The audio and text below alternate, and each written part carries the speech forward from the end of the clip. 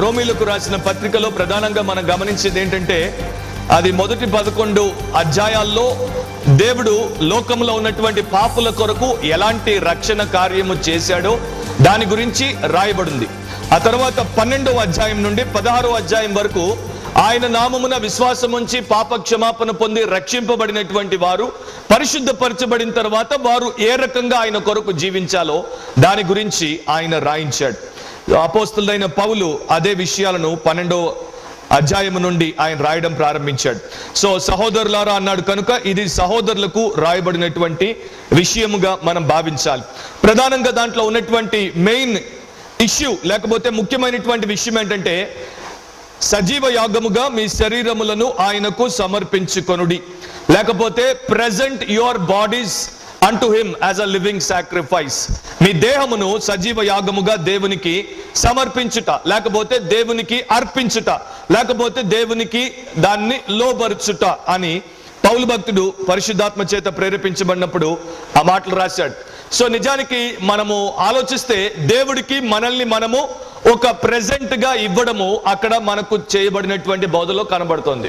చాలా సంవత్సరాల క్రితము ఒక పాస్టర్ గారు క్రిస్మస్ సమయంలో ఆయన దగ్గరికి చాలా మంది వస్తుంటారు కనుక చాలా మంది ఆయనకు బహుమానాలు ఇచ్చారు. అమెరికా దేశంలో మామూలుగా గిఫ్ట్ గివింగ్ అంటారు. క్రిస్మస్ టైంలో గిఫ్ట్స్ ఇస్తారు, గిఫ్ట్స్ తీసుకుంటారు. సో ఈయన ఇంటికి చాలా మంది గిఫ్ట్లు తీసుకుని వచ్చి ఇచ్చినప్పుడు మరుసటి రోజు ఉదయము ఆయన 3 సంవత్సరాల చిన్న పాప చాలా ఎక్సైట్మెంట్ తో ఆ గిఫ్ట్ ప్యాకెట్లన్నిటిని చూసి ఒక్కొక్క డబ్బాను పట్టుకొని ఊపుతోంది, దాంట్లో ఏముందో తెలుసుకోవడానికి. కొన్ని డబ్బాల పైన ఉన్నటువంటి రిబ్బన్స్ విప్పేసి వాటిని తెరిచి చూసేసింది. కొన్నింటిని మాత్రం తెరవలేకపోవడం చేత వాటిని పట్టుకొని ఊపుతోంది.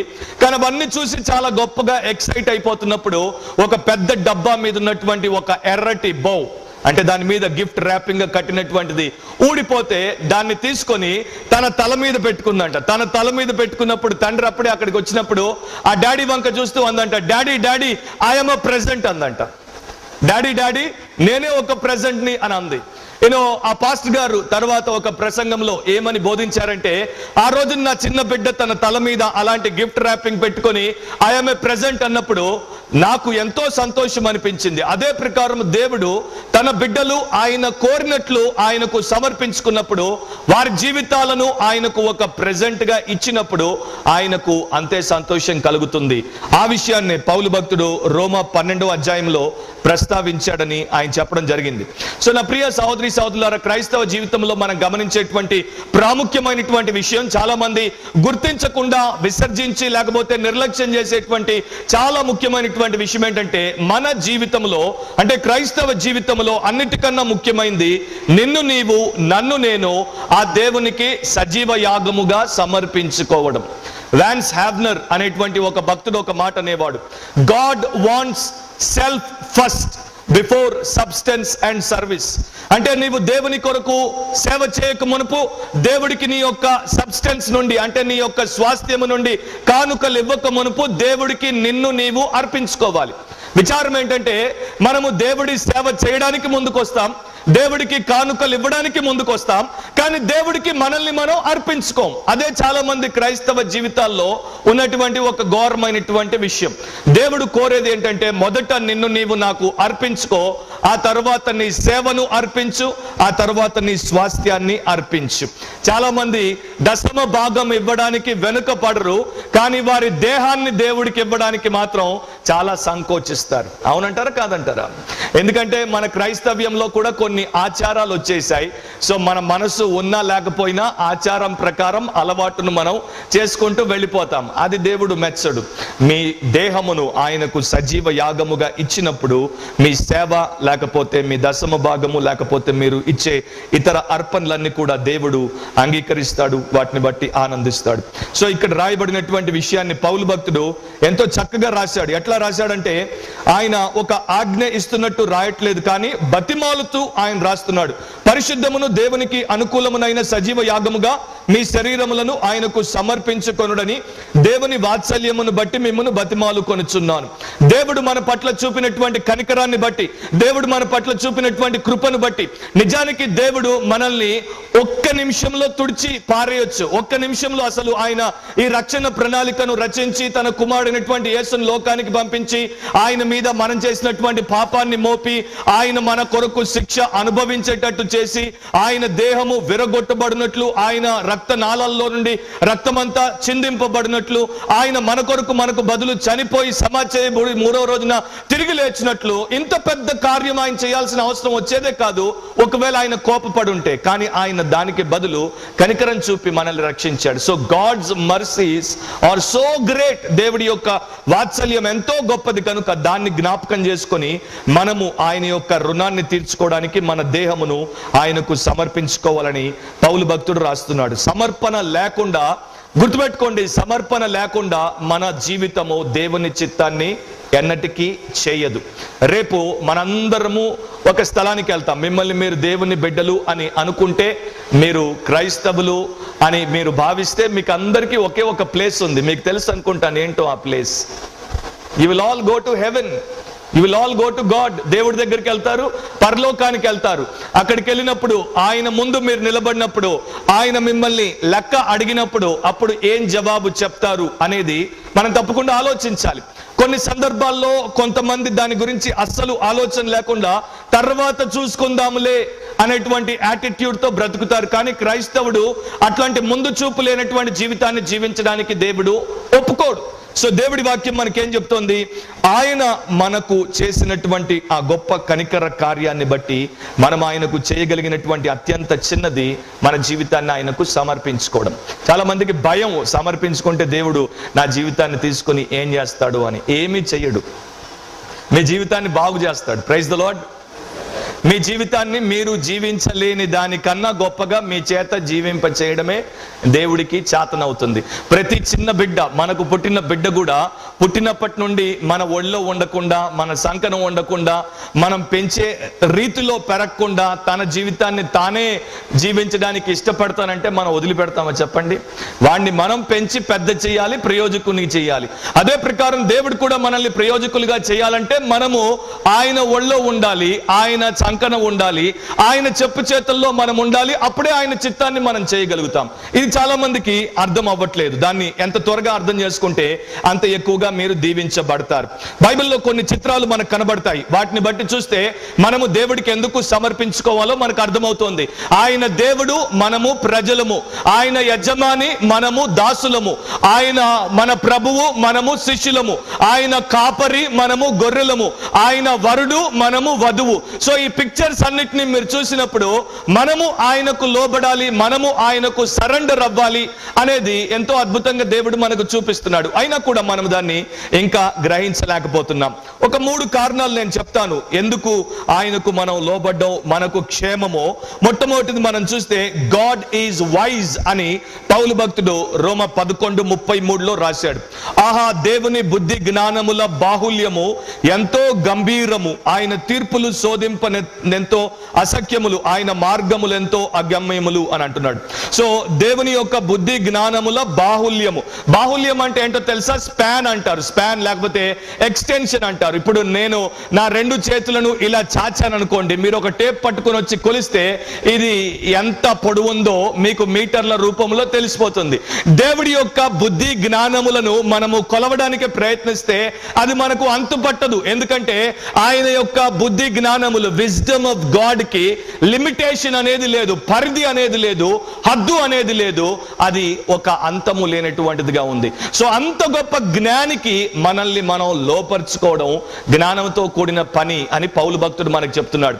ఒకటి గుర్తుపెట్టుకోండి, ఒక ఆస్ట్రానమర్ కి స్టార్ల గురించి తెలిసిన దానికన్నా యేసు ప్రభువుకి ఎక్కువ తెలుసు. ఒక బాటనిస్ట్ కి పువ్వుల గురించి తెలిసిన దానికన్నా యేసు ప్రభువుకి ఎక్కువ తెలుసు. ఒక డాక్టర్ గారికి హ్యూమన్ బాడీ గురించి తెలిసిన దానికన్నా యేసు ప్రభువుకి ఎక్కువ తెలుసు. ఒక ఎకానమిస్ట్ కి ఫైనాన్స్ గురించి తెలిసిన దానికన్నా యేసు ప్రభువుకి ఎక్కువ తెలుసు. ఒక రాజకీయ నాయకుడికి రాజకీయాల గురించి తెలిసిన దానికన్నా యేసు ప్రభువుకి ఎక్కువ తెలుసు. నీ ఆత్మ గురించి నీకు తెలిసిన దానికన్నా యేసు ప్రభువుకి ఎక్కువ తెలుసు. అండ్ ఒక ఫిలాసఫర్ కి జీవితం గురించి తెలిసిన దానికన్నా యేసు ప్రభువుకు జీవితం గురించి ఎక్కువ తెలుసు. కనుక ఆయనకు తెలిసినంత ఎవరికి తెలియదు. కనుక మన లైఫ్ ని ఆయన చేతుల్లో పెట్టడమే సురక్షితం, ఆయన చేతుల్లో పెట్టడమే ఆశీర్వాదకరం. సో పౌలు అది మనకు ఒక సూచనగా ఇచ్చాడు. గాడ్ ఈజ్ వైజ్ కనుక you should surrender your life to him. రెండవ కారణం చెప్తున్నాడు 12:1, గాడ్ ఈజ్ వర్ది. దేవునికి అనుకూలమైన సజీవ యాగముగా అన్నాడు. ఇట్టి సేవ మీకు యుక్తమైనది అని అంటున్నాడు. యుక్తమైనది అని తెలుగులో ఉంది, ఇంగ్లీష్ లో it is a reasonable service అంటూ గాడ్ అని ఉంటుంది. అంటే దేవుడు మనుషుల దగ్గర అన్రీజనబుల్ థింగ్స్ ఏమీ అడగడు, అన్రీజనబుల్ గా ఏమి డిమాండ్ చేయడు. ఒక భర్త తన భార్య దగ్గర అన్రీజనబుల్ డిమాండ్స్ చేయొచ్చు, అండ్ ఒక భార్య తన భర్త మీద అన్రీజనబుల్ డిమాండ్స్ చేయొచ్చు. కానీ దేవుడు మాత్రం మన దగ్గర అన్రీజనబుల్ డిమాండ్స్ అంటే అయోగ్యమైన మరి తెలివి లేనటువంటి డిమాండ్లు మన దగ్గర చేయడు. ఆయన మాత్రమే అర్హుడు కనుక ఆయనకు మన జీవితాన్ని అర్పించడంలో అర్థం ఉంది. మనం ప్రతి ఆరాధనలో పాటలు పాడతాం, ఆ పాటలో ఎన్నో అర్థాలు ఉంటాయి. కానీ ప్రాముఖ్యంగా దాదాపుగా భక్తులు రాసినటువంటి పాటల్లో ఆయన అర్హుడు గనుక మనము ఆయనకు ఆరాధన సమర్పించాలి. చాలా మంది ఆరాధనకు రారు, ఎందుకంటే వస్తే వారికి భయం, ఆయన్ని ఇప్పుడు ఆరాధించి మనల్ని మనం ఎక్కడ అర్పించుకోవాలో అని. అందుకని వర్షిప్ ని మిస్ చేసిన తర్వాత వర్డ్ కోసం కొంతమంది వస్తారు, లేకపోతే టేబుల్ కోసం కొంతమంది వస్తారు, లేకపోతే బ్లెస్సింగ్ కొరకో బెనెడిక్షన్ కొరకో కొంతమంది వస్తారు. ఒకటి మనం గుర్తుపెట్టుకోవాలి, రియల్ వర్షిప్ అనేది 7:30 నుండి 9:45 వరకు మన చర్చ్ టైమింగ్ ప్రకారం. So you should be there and to worship God. Late గా వచ్చే వారికి ఒక మాట, నేను అందరినీ గమనిస్తూ ఉంటాను. పాస్టర్ గా రేపు దేవుడి ముందు నిలబడినప్పుడు మీ అందరి గురించి నేను లెక్క చెప్పాలి, నా గురించి లెక్క చెప్పాలి, మీ గురించి లెక్క చెప్పాలి. అందుకనే పాస్టర్లకు సేవకులకు డబుల్ జడ్జిమెంట్ ఉంటుంది. సో ఒక తండ్రి తన పిల్లవాడు ఇంటికి ఎప్పుడు వస్తున్నాడు, ఎవరితో తిరుగుతున్నాడు ఎట్లా చూస్తాడో, ఒక పాస్టర్ కూడా తన ప్రజలు ఏ టైంకి చర్చికి వస్తున్నారు. అఫ్ కోర్స్ నాకు తెలుసు మీకు ఎన్నో సమస్యలు ఉంటాయి, మీ కుటుంబాలు ఉన్నాయి, మీరు ట్రై చేస్తున్నారు, మేము ప్రార్థన చేస్తున్నాం మీకోసం, కానీ మిమ్మల్ని ప్రోత్సహిస్తున్నాం ఇంకా మీరు ముందుకు రావాలి అని. కొంతమంది ప్రయత్నిస్తున్నారు, కానీ కొంతమంది కొంచెం ఎన్నిసార్లు చెప్పినా కొంతమంది 8:30, 9 వాళ్ళ టైం అనమాట అది. సో ఆ టైంకే వస్తారు. అట్లా కాకుండా ముందుగా రండి, దేవుణ్ణి ఆరాధించినప్పుడు అదొక గొప్ప అనుభవం. ఆయన అర్హుడు గనుక మన ఆరాధన, మన దేహాన్ని ఆయనకు అర్పించడమే కాదు, మన ఆరాధన అంతా కూడా ఆయన ఇష్టానుసారంగా మనం చేసినప్పుడు అది మనకు దీవెన. మూడవ పాయింట్ పౌలు భక్తుడు కాదు, యాకోబు భక్తుడు మనకు చెప్తాడు. అదేంటంటే God is wealthy, God is wise, God is worthy and God is wealthy. దేవుడు ఐశ్వర్యవంతుడు. యాకోబు 1:17 ఏమని రాయబడింది? శ్రేష్టమైన ప్రతి ఈవి, సంపూర్ణమైన ప్రతి వరము దేవుడి దగ్గర ఉంది. అది మన మేధస్సులో నుండి బయటికి రాదు, అది మన శక్తి సామర్థ్యాల ద్వారా మనం సంపాదించుకోలేవు, అది మన కార్పొరేట్ సంస్థలు మనకి ఇవ్వలేవు, అది మనము ఎవరి మీద అయితే ఆధారపడతామో ఆ గొప్ప వ్యక్తి మనకు ఎన్నడూ కూడా చేకూర్చలేడు. దేవుడి దగ్గరే ప్రతి శ్రేష్టమైన ఈవి ఉంది, ప్రతి శ్రేష్టమైన సంపూర్ణమైన వరం ఉంది. కనుక నీ జీవితాన్ని ఆయనకు ఇస్తే ఆయన నీ జీవితాన్ని చక్కగా వాటితో నింపుతాడు, వాటితో సవరిస్తాడు. సో ఆ ప్రకారం మనల్ని మనం సమర్పించుకోవాలని పౌలు భక్తుడు మనకు చెప్తున్నాడు. మత్తయి 12:30 యేసు ప్రభు ఒక భయంకరమైనటువంటి హెచ్చరిక చేశాడు. చాలాసార్లు చాలా మంది దాన్ని పెద్దగా పట్టించుకోరు, కానీ అదొక భయం కలిగించేటువంటి హెచ్చరిక. ఒక్కసారి దాన్ని మనం చూద్దాం. మత్తయి 12:30 మీరు తీస్తే చూస్తూ ఉండండి, నేను చదువుతాను. నా పక్షమున నుండని వాడు నాకు విరోధి, నాతో కలిసి సమకూర్చని వాడు చెదరగొట్టువాడు అని ఆయన చెప్పాడు. ఎవరైతే ఆయన పక్షములో ఉండరో వారు ఆయనకు విరోధులు. రెండవది, ఆయనతో కలిసి సమకూర్చబడకపోతే వాడు చెదిరిపోతాడని ప్రభు చెప్తున్నాడు.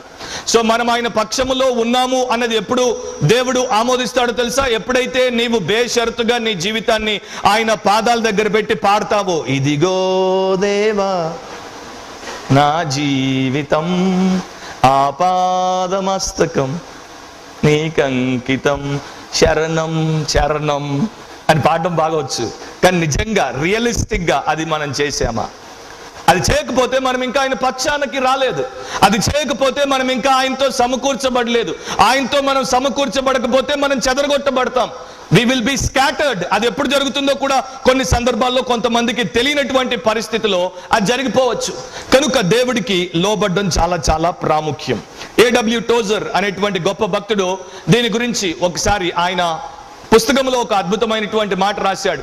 దేవుడికి నీ వెసల్ కావాలి. అంటే నీ యొక్క దేహము, ఆ దేహంలోనే ఆత్మ ఉంది, దేహంలోనే మనసు ఉంది, దేహంలోనే హృదయం ఉంది, దేహంలోనే అన్ని ఉన్నాయి. సో నీ కంప్లీట్ వెసల్ దేవుడికి కావాలి. నీ కంప్లీట్ వెసల్ ని దేవుడి ముందు పెట్టినప్పుడు అప్పుడు దేవుడిని దాన్ని ఫుల్నెస్ కి, అంటే నిండుగా దాన్ని నింపుతాడు. దాని గురించి చెప్తూ ఒక ఉదాహరణ ఇచ్చాడు. ఆ ఉదాహరణ ఏంటి?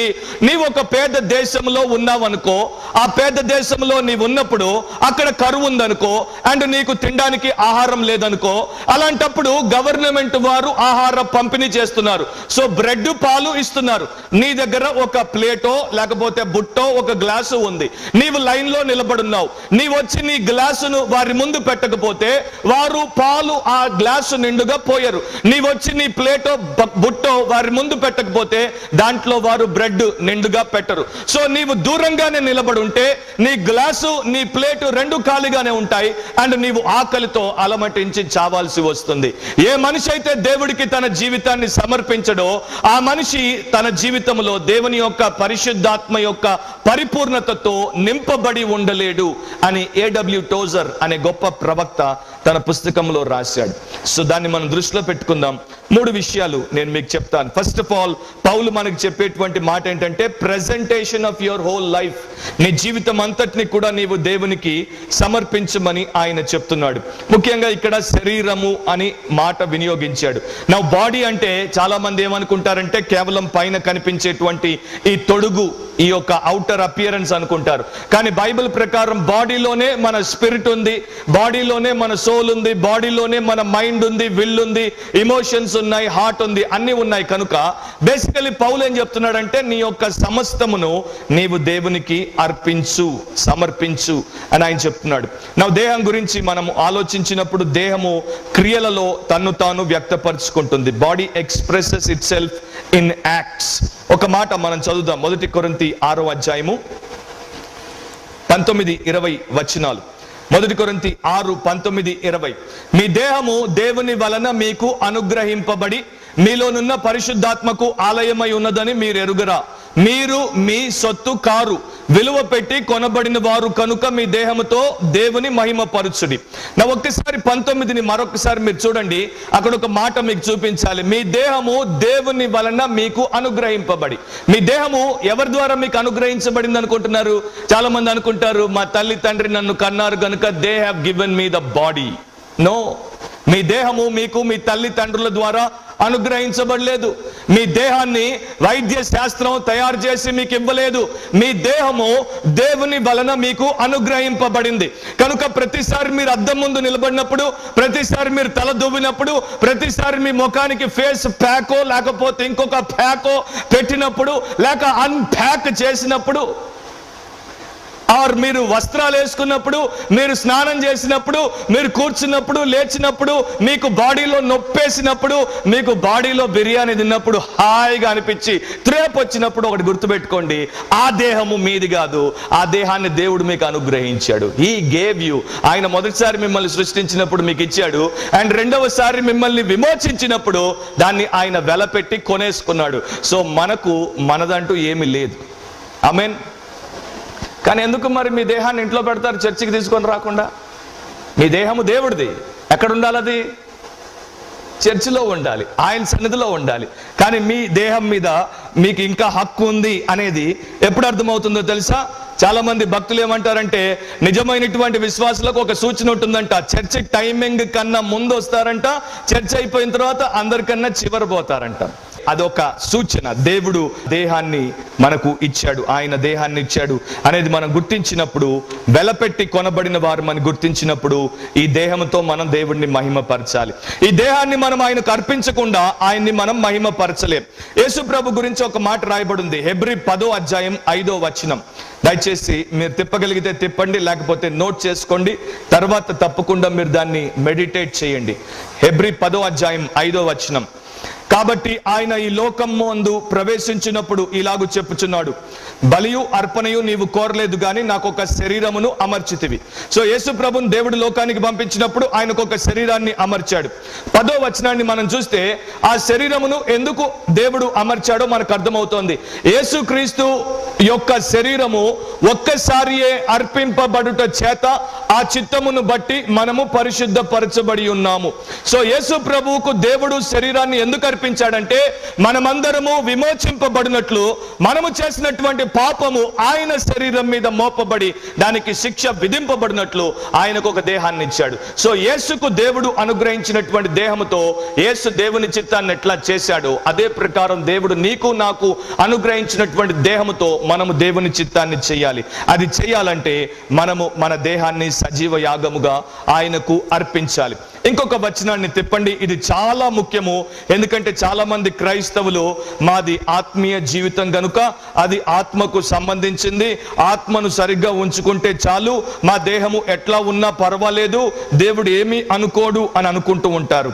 అది తప్పు అని బైబిల్లో దేవుడు మనకు చూపిస్తున్నాడు. రోమా 6వ అధ్యాయం 13వ వచనాన్ని మనం చూస్తే, మరియు మీ అవయవములు అంటే మీ దేహం యొక్క ఆర్గన్స్ దుర్నీతి సాధనములుగా పాపమునకు అప్పగింపకుడి, అయితే మృతులలో నుండి సజీవులం అనుకొని మిమ్మును మీరే దేవునికి అప్పగించుకొనుడి, మీ అవయవములను నీతి సాధనములుగా దేవునికి అప్పగించుడి అని రాశాడు. ఒకప్పుడు మనం పాపములో బ్రతికినప్పుడు మన దేహానికి ఉన్నటువంటి అవయవాలన్నిటిని కూడా పాపిష్టి పనులకే మనం ఇచ్చాం. ఈ చేతులను ఎందుకు ఇచ్చాం? సిగరెట్ తాగడానికి, చుట్ట తాగడానికి, బీడీ తాగడానికి, లేకపోతే పైపు తాగడానికి, లేకపోతే పాన్ పరాగ్ జించుకొని వేసుకోవడానికి, లేకపోతే బూతు పుస్తకాలు తిప్పడానికి, మన కన్నులను బూతు బొమ్మల్ని చూడడానికి, బూతు సాహిత్యం చదవడానికి, లేకపోతే మన బుర్రను బూతంతటి గురించి ఆలోచించడానికి, మన దేహంతో అపవిత్రమైనటువంటి పనులు చేయడానికి ఒకప్పుడు ఇచ్చాం. కానీ ఇప్పుడు రక్షింపబడిన తర్వాత మనం ఆ పని చేయకూడదు. నేను రక్షణ పొంది 22 సంవత్సరాలు అవుతోంది. సో ఫస్ట్ ఇయర్లో 1990లో నేను రక్షింపబడినప్పుడు మొట్టమొదటిసారి బైబిల్ చదివినప్పుడు నాకు మత్తయి సువార్త 5వ అధ్యాయంలో ఒక షాక్ తగిలింది. మత్తయి సువార్త 5వ అధ్యాయం 29వ వచనం, నీ కుడి కన్ను నిన్ను అభ్యంతర పరిచిన ఎడల దాని పెరికి నీ యొద్ద నుండి పారవేయము, నీ దేహం అంతయు నరకములో పడవేయబడకుండా నీ అవయవములలో ఒకటి నశించుట నీకు ప్రయోజనకరం కదా అని యేసుప్రభు చెప్పాడు. నాకు అప్పుడు అనిపించింది, అప్పుడే కొత్తగా చర్చికి వెళ్తున్నాను. సో ఇది చదివిన తర్వాత అనిపించింది, నెక్స్ట్ సండే నేను చర్చికి వెళ్ళిన తర్వాత చర్చిలో జాగ్రత్తగా ఎంతమందికి కుడి కన్ను లేదో చూడాలి అనుకున్నాను. ఎందుకంటే కంటితో పాపము చేయని వారు బహుశా ప్రపంచంలో ఉండరేమో. మొదటి పాపం అవ్వ కంటి ద్వారానే ప్రారంభించింది. సో మన జెనెటిక్ ఇంబ్యాలెన్స్ ఏంటంటే అవ్వ నుండి మనకందరికీ వచ్చింది ఏంటంటే మనందరం కూడా కంటితో కోరుకుంటాం. కోరికలు కన్నుల ద్వారా ప్రారంభమవుతాయి, మనస్సు వాటిని మదించి బాగా బలపరిచేస్తుంది, ఆ తర్వాత మనం వాటిలోనికి వెళ్ళిపోతాం. సో నేను అనుకున్నాను చాలా మంది క్రైస్తవులు గుడ్డోళ్ళు అయిపోయి ఉంటారు పాపం, ఎందుకంటే వారి కన్నును వారు పెరికేసి ఉంటారు అని. ఆ తర్వాత నాకు అర్థమైంది, యేసుప్రభు చెప్పింది కన్ను పీక్కోమని కాదు, ఆయన చెప్పింది ఏంటంటే నీ కన్ను నీకు కలిగించే కోరికను చంపేయమని చెప్పి. సో ఈ రోజున మనలో చాలా మంది బహుశా ఈ బలహీనత చేత బాధపడుతూ ఉన్నారేమో, మీకు ఆ టీవీ ముందు నుండి లేవడం చేత కాదేమో, రిమోట్ ని మీరు కంట్రోల్ చేయలేకపోతున్నారేమో, లేకపోతే ఇంటర్నెట్ లో చూడకూడని వాటిని చూస్తూ ఆ పోర్నోగ్రఫీకి మీకు బానిసలైపోయారేమో. అలాంటప్పుడు మీరు చేయాల్సింది ఏంటో తెలుసా? మీ కన్ను మిమ్మల్ని అభ్యంతర పెడుతుంది. అభ్యంతర పెట్టడం అంటే మీ కన్నులు దేవుడి కొరకు వాడబడకుండా మీ కన్నులు దేవుడికి అయిష్టమైన వాటిని మీ చేత చూయిస్తున్నాయి కనుక ఆ కోరికను చంపేయండి. తర్వాత ప్రభు అంటున్నాడు, మీ కుడి చెయ్యి నిన్ను అభ్యంతర పరిచినట్ల దాన్ని నరికి నీ యొద్ద నుండి పారవేయము అని. సో దేహానికి సంబంధించినటువంటి అవయవాలు మనల్ని అభ్యంతర పరిచినప్పుడు వాటిలో ఉన్నటువంటి కోరికను మనం చంపేస్తే, వాటిని మనం దేవుడికి అర్పించినప్పుడు ఆ పనిని మనం చేయడానికి దేవుడు మెండుగా మనకు కృపను అనుగ్రహిస్తాడు. పౌలు భక్తుడు అందుకే అంటాడు ఫిలిప్పీ 1:19లో, నా దేహము చేత నేను ఆయనను ఘనపరచాలని. He wanted to magnify Jesus Christ in the body. ఈ దేహములో నేను దేవుణ్ణి మహిమపరచాలని ఆయన ఆశపడ్డాడు. ఒక గొప్ప మాట మీకు చూపిస్తాను. 2వ కొరింథీ 4వ అధ్యాయం 10వ వచనం. మీలో ఎంతమంది ఆత్మీయంగా ఎదగాలని ఆశపడుతున్నారో, ఎంతమంది క్రీస్తు పోలికలోనికి రూపాంతరం చెందాలని ఆశపడుతున్నారో, ఎంతమంది నిజంగా దేవుణ్ణి మెప్పించాలని ఆశపడుతున్నారో, అలాంటి వారందరూ ఈ వచనాన్ని అండర్లైన్ చేయండి, పదే పదే దాన్ని ధ్యానించండి. 2వ కొరింథీ 4:10. యేసు యొక్క జీవము మా శరీరమందు ప్రత్యక్షపరచబడుటకై యేసు యొక్క మరణానుభవమును మా శరీరమందు ఎల్లప్పుడూ వహించుకొని పోవచ్చున్నాం. ఏమంటున్నాడు? సింపుల్ గా చెప్పాలంటే, యేసు ప్రభు ఈ లోకంలో 33.5 సంవత్సరాలు దేహంలో ఉన్నప్పుడు ఎలాంటి జీవితాన్ని జీవించాడో అలాంటి జీవితాన్ని నేను నా దేహంలో జీవించాలంటే, యేసు ప్రభు ఎలాంటి మరణాన్ని పొందాడో అలాంటి మరణాన్ని నేను పొందాలి. యేసు ప్రభు ఎలాంటి మరణాన్ని పొందాడు? యేసు ప్రభు ఎలాంటి మరణాన్ని పొందాడు?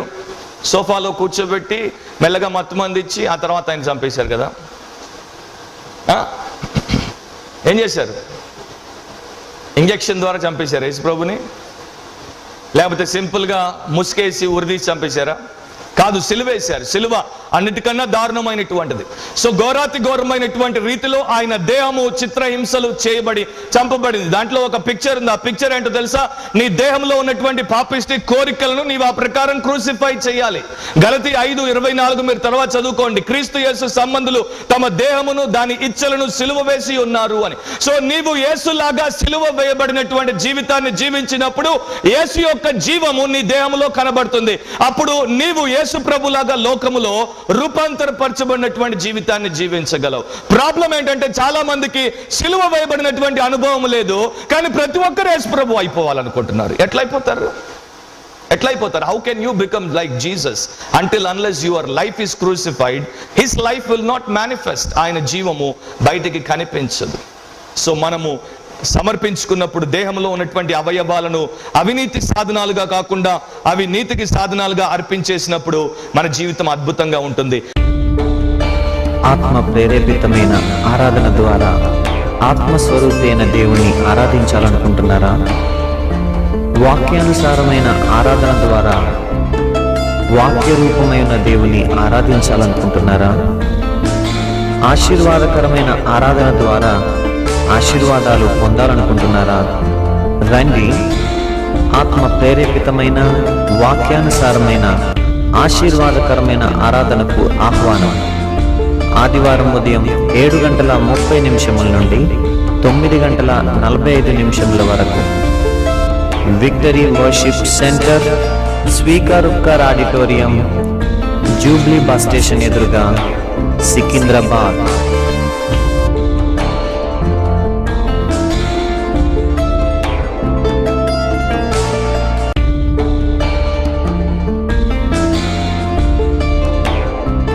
మా చిరునామా రూపాంతరం 106 Madan Gopal Residency, Suryanagar, Sainikpuri, Secunderabad 5,94,000. Our address రూపాంతరం 106 మదన్ గోపాల్ రెసిడెన్సీ, సూర్యానగర్, సైనిక్పురి, సికింద్రాబాద్ 5,94,000. మా టెలిఫోన్ నంబర్స్ 04027113266, సెల్ నంబర్ 9848576393.